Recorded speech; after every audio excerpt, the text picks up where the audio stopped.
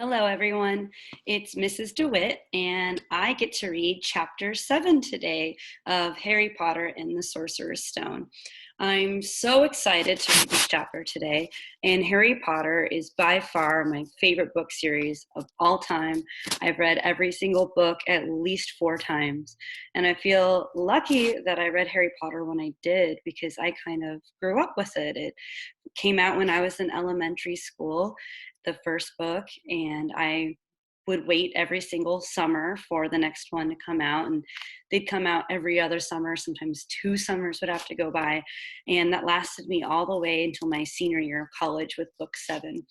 So I hope you enjoy chapter 7 today, which is probably my favorite of the first book, The Sorting Hat. The door swung open at once. A tall, black-haired witch in emerald green robes stood there. She had a very stern face, and Harry's first thought was that this was not someone to cross. "The first years, Professor McGonagall," said Hagrid. "Thank you, Hagrid. I will take them from here." She pulled the door wide. The entrance hall was so big you could have fit the whole of the Dursleys' house in it. The stone walls were lit with flaming torches like the ones at Gringotts. The ceiling was too high to make out, and a magnificent marble staircase facing them led to the upper floors. They followed Professor McGonagall across the flagged stone floor. Harry could hear the drone of hundreds of voices from a doorway to the right.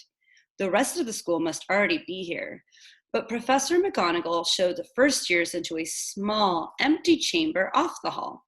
They crowded in, standing rather closer together than they would have usually done, peering about nervously.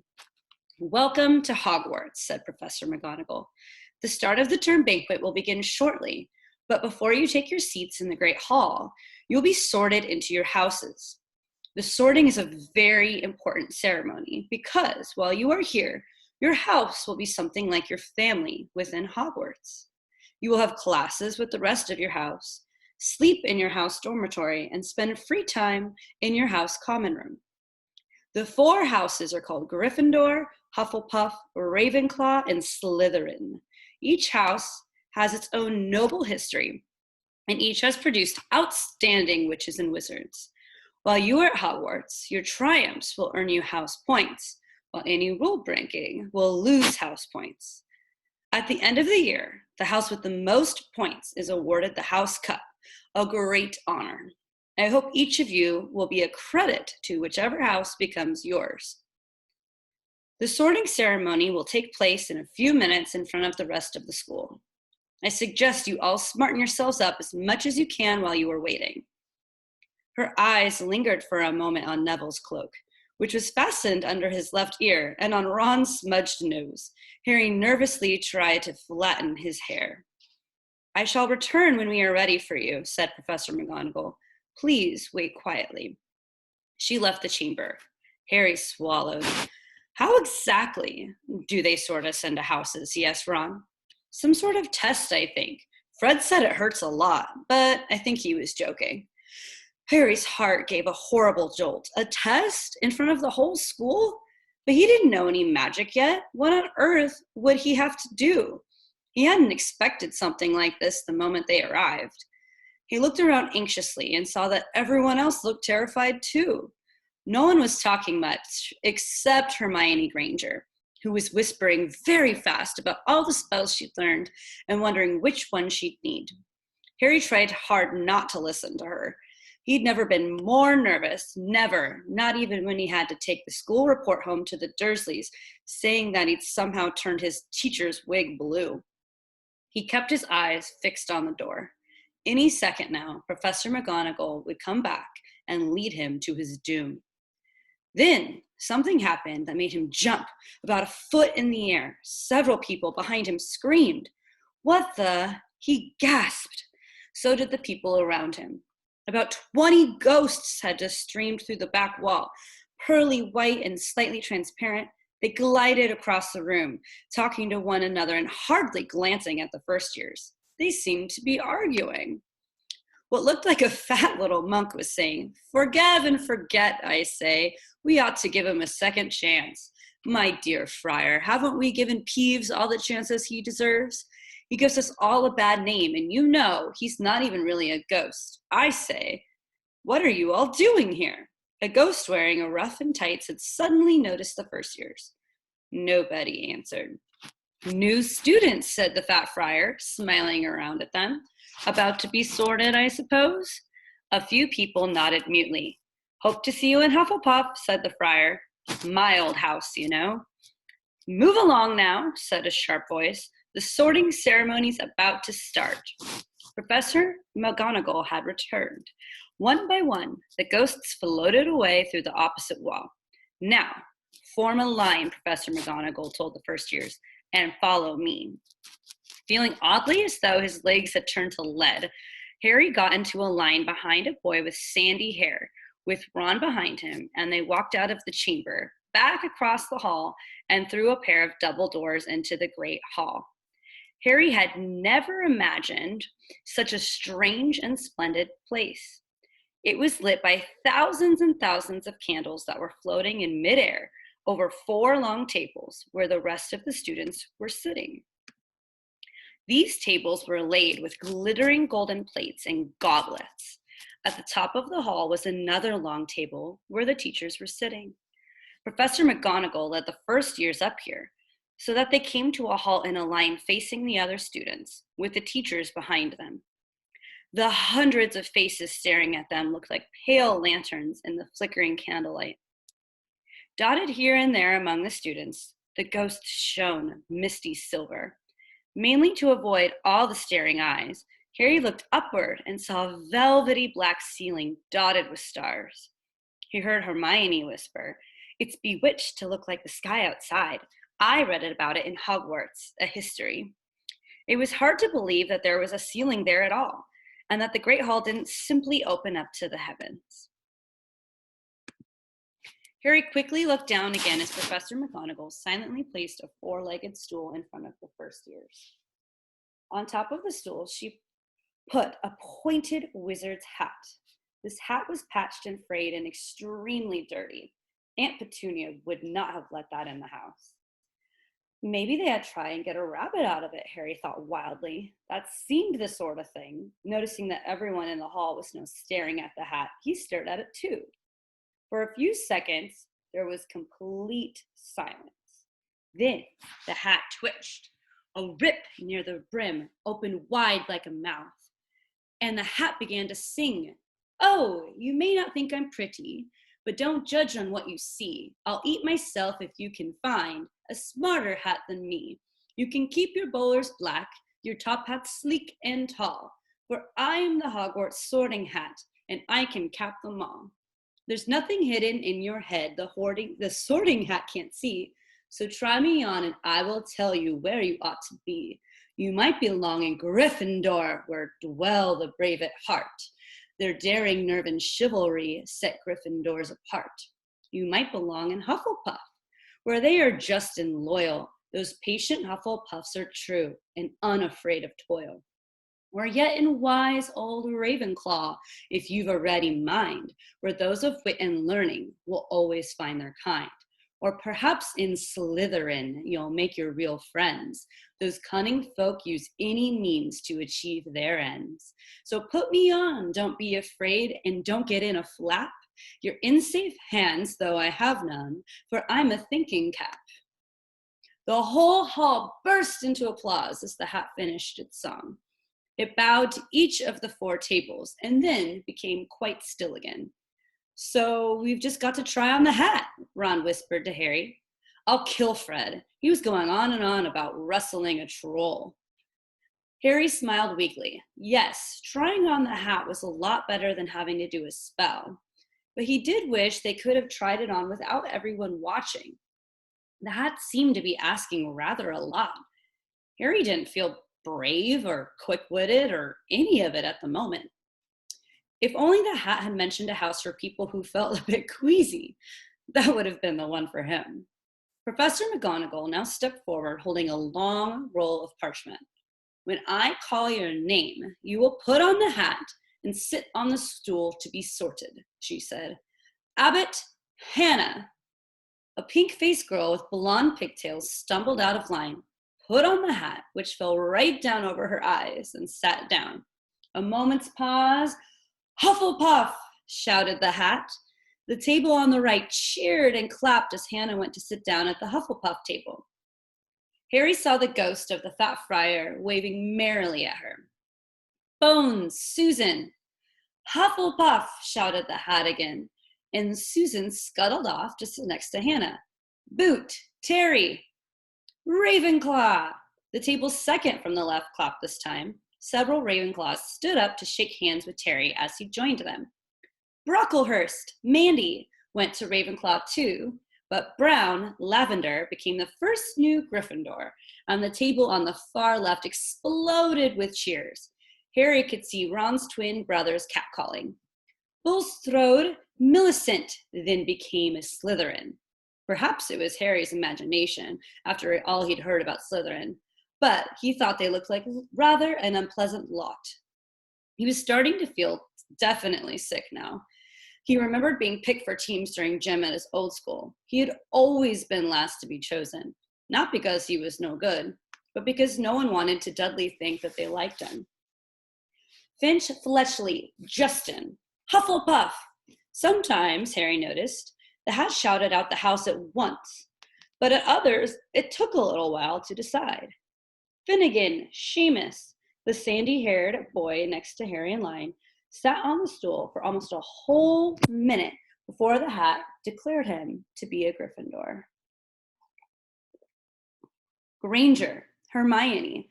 Hermione almost ran to the stool and jammed the hat eagerly on her head.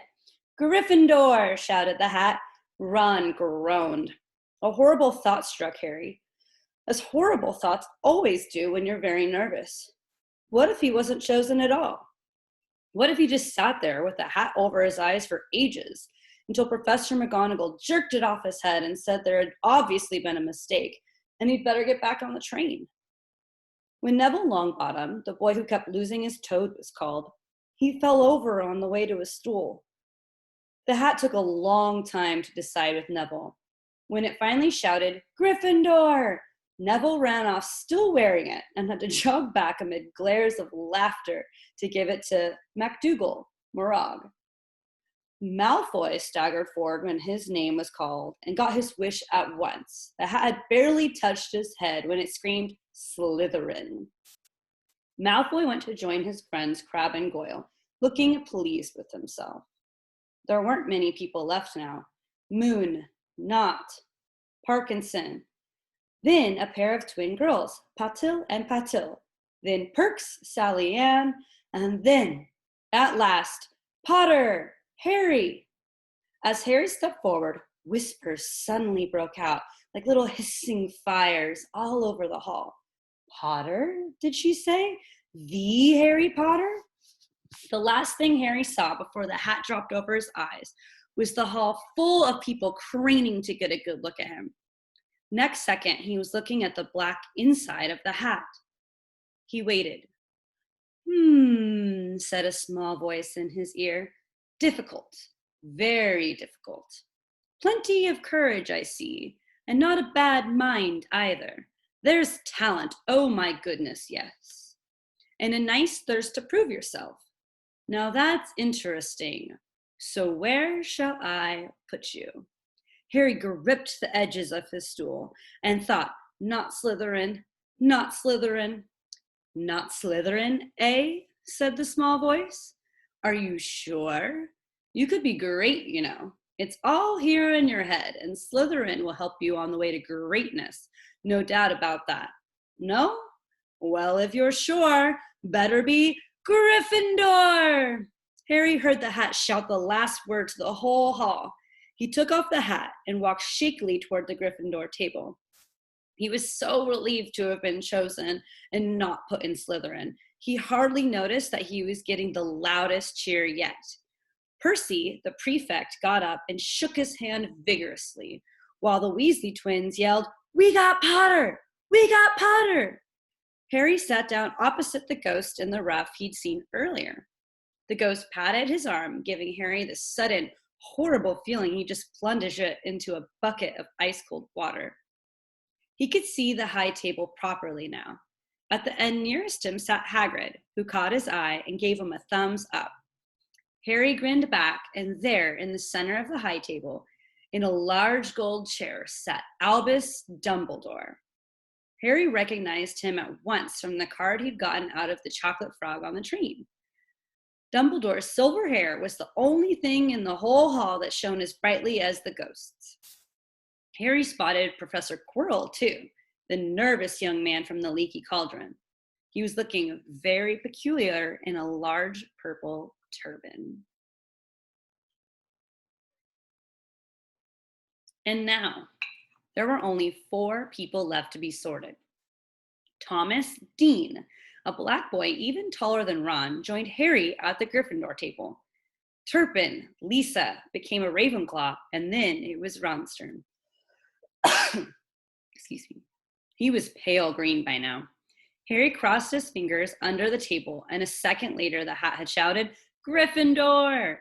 Harry clapped loudly with the rest as Ron collapsed into the chair next to him. "Well done, Ron. Excellent," said Percy Weasley pompously across Harry as Zabini Belaise was made a Slytherin. Professor McGonagall rolled up her scroll and took the sorting hat away. Harry looked down at his empty gold plate.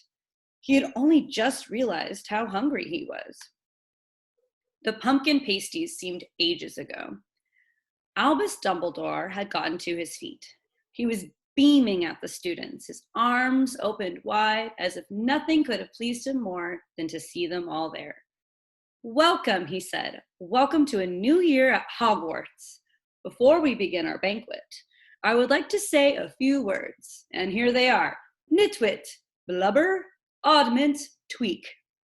Thank you." He sat back down. Everybody clapped and cheered. Harry didn't know whether to laugh or not. "Is he a bit mad?" he asked Percy uncertainly. "Mad?" said Percy airily. "He's a genius. Best wizard in the world. But he is a bit mad, yes. Potatoes, Harry?" Harry's mouth fell open. The dishes in front of him were now piled with food.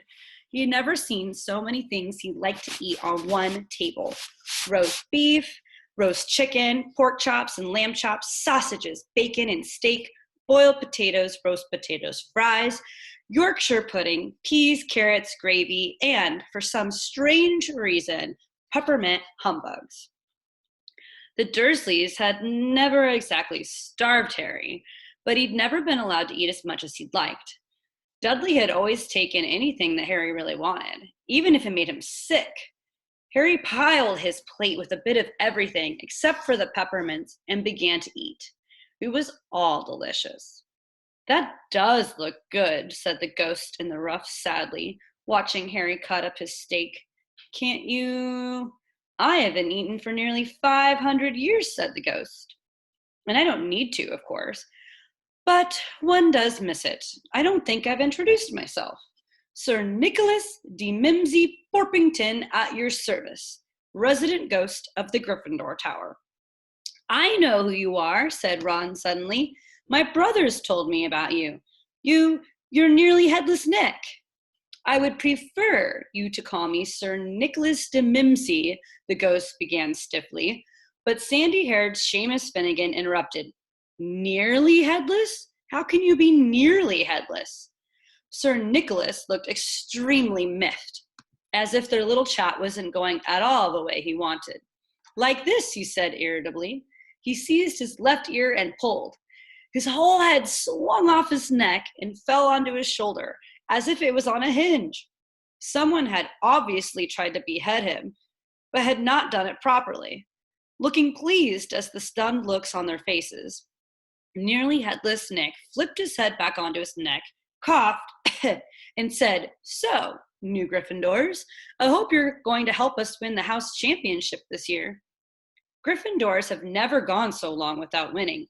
Slytherins have got the cup 6 years in a row, the Bloody Baron's becoming almost unbearable. He's the Slytherin ghost. Harry looked over at the Slytherin table and saw a horrible ghost sitting there with blank, staring eyes, a gaunt face, and robes stained with silver blood. He was right next to Malfoy, who, Harry was pleased to see, didn't look too pleased with the seating arrangements. "How did he get covered in blood?" asked Seamus with great interest. "I've never asked," said Nearly Headless Nick delicately.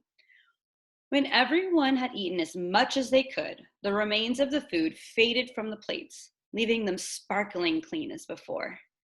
A moment later, the desserts appeared. Blocks of ice cream in every flavor you could think of, apple pies, treacle tarts, chocolate eclairs and jam donuts, trifle, strawberries, jello, rice pudding. As Harry helped himself to a treacle tart, the talk turned to their families. "I'm half and half," said Seamus. "Me dad's a muggle. Mum didn't tell him she was a witch till after they were married. Bit of a nasty shock for him." The others laughed. "What about you, Neville?" said Ron. "Well, my gran brought me up, and she's a witch," said Neville. "But the family thought I was all muggle for ages. My great uncle Algy kept trying to catch me off my guard and force some magic out of me. He pushed me off the end of Blackpool Pier once. I nearly drowned. But nothing happened until I was 8. Great Uncle Algy came round for dinner, and he was hanging me out of an upstairs window by the ankles when my great Auntie Enid offered him a meringue, and he accidentally let go. But I bounced all the way down the garden and into the road. They were all really pleased. Gran was crying, she was so happy. And you should have seen their faces when I got in here. They thought I might not be magic enough to come, you see. Great Uncle Algy was so pleased, he bought me my toad." On Harry's other side, Percy, Weasley, and Hermione were talking about lessons. "I do hope they start right away. There's so much to learn. I'm particularly interested in transfiguration, turning something into something else. Of course, it's supposed to be very difficult. You'll be starting small, just matches into needles and that sort of thing." Harry, who was starting to feel warm and sleepy, looked up at the high table again. Hagrid was drinking deeply from his goblet. Professor McGonagall was talking to Professor Dumbledore. Professor Quirrell, in his absurd turban, was talking to a teacher with greasy black hair, a hooked nose, and sallow skin. It happened very suddenly. The hook-nosed teacher looked past Quirrell's turban, straight into Harry's eyes, and a sharp, hot pain shot across the scar on Harry's forehead. "Ouch!" Harry clapped a hand to his head. "What is it?" asked Percy. Nothing." The pain has gone as quickly as it had come. Harder to shake off was the feeling Harry had gotten from the teacher's look, a feeling that he didn't like Harry at all. "Who's that teacher talking to Professor Quirrell?" he asked Percy. "Oh, you know Quirrell already, do you? No wonder he's looking so nervous. That's Professor Snape. He teaches potions, but he doesn't want to. Everyone knows he's after Quirrell's job. Knows an awful lot about the dark arts, Snape." Harry watched Snape for a while, but Snape didn't look at him again. At last, the desserts too disappeared, and Professor Dumbledore got to his feet again. The hall fell silent. "Ahem. Just a few more words now that we are all fed and watered. I have a few start-up term notices to give you. First years should note that the forest on the grounds is forbidden to all pupils. And a few of our older students would do well to remember that as well." Dumbledore's twinkling eyes flashed in the direction of the Weasley twins. "I have also been asked by Mr. Filch, the caretaker, to remind you that no magic should be used between classes in the corridors. Quidditch trials will be held in the second week of the term. Anyone interested in playing for their house teams should contact Madam Hooch. And finally, I must tell you that this year, the third floor corridor on the right-hand side is out of bounds to everyone who does not wish to die a very painful death." Harry laughed, but he was one of the few that did. "He's not serious," he muttered to Percy. "Must be," said Percy, frowning at Dumbledore. "It's odd, because he usually gives us a reason why we're not allowed to go somewhere. The forest's full of dangerous beasts, everyone knows that. I do think he might have told us prefects, at least. And now, before we go to bed, let us sing the school song," cried Dumbledore. Harry noticed that the other teachers' smiles had become rather fixed. Dumbledore gave his wand a little flick, as if he was trying to get a fly off the end, and a long golden ribbon flew out of it, which rose high above the tables and twisted itself snake-like into words. "Everyone pick their favorite tune," said Dumbledore, "and off we go." And the school bellowed, "Hogwarts, Hogwarts, Hoggy Warty Hogwarts, teach us something, please. Whether we be old and bald or young with scabby knees, our heads could do with filling with some interesting stuff. For now they're bare and full of air, dead flies and bits of fluff. So teach us things worth knowing, bring back what we forgot. Just do your best, we'll do the rest, and learn until our brains all rot." Everybody finished the song at different times. At last, only the Weasley twins were left singing along to a very slow funeral march. Dumbledore conducted their last few lines with his wand, and when they had finished, he was one of those who clapped loudest. "Ah, music," he said, wiping his eyes.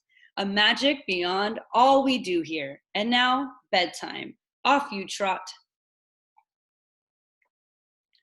The Gryffindor first years followed Percy through the chattering crowds, out of the great hall, and up the marble staircase.